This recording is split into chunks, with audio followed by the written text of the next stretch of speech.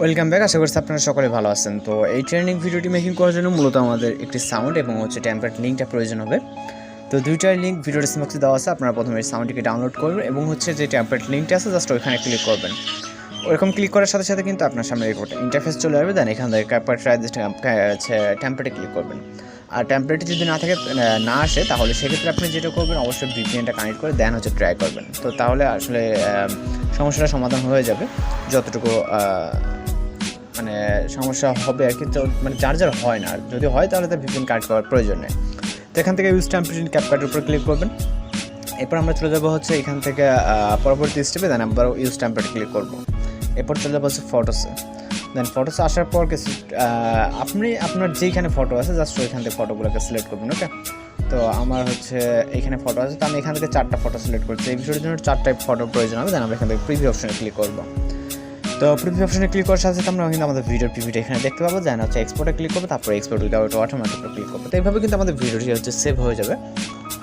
আর এখন যেটা করবো সেটা আমাদের এই ভিডিওটি সেভ হওয়া পর্যন্ত অপেক্ষা করতে হবে এবং আমাদের যে সাউন্ডটা আছে সাউন্ডটা কিন্তু আমাদের একটা অ্যাড করতে হবে। আমি যেটা বলছি সাউন্ডটা আগে থেকে ডাউনলোড করে নিলে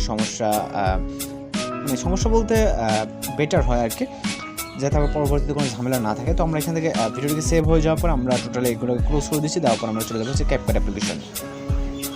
তো এখান থেকে আমরা CapCut অ্যাপ্লিকেশনটিকে ওপেন করবো। ওকে, CapCut অ্যাপ্লিকেশনটিকে ওপেন করার পর এরকম আপনার এখানে ভিডিওটা দেখা যাচ্ছে। দেন আমরা এরকম ইন্টারফেস আসবে। ওকে, যখন আপনি CapCut অ্যাপ্লিকেশনটি ওপেন করবেন দেন এখান থেকে নিউ প্রজেক্টে ক্লিক করবেন। তারপর ভিডিও অপশন থেকে ভিডিওটিকে সিলেক্ট করবেন, এই মাত্র যেটাকে সেভ করলাম, এবং অ্যাড অপশনে ক্লিক করবেন।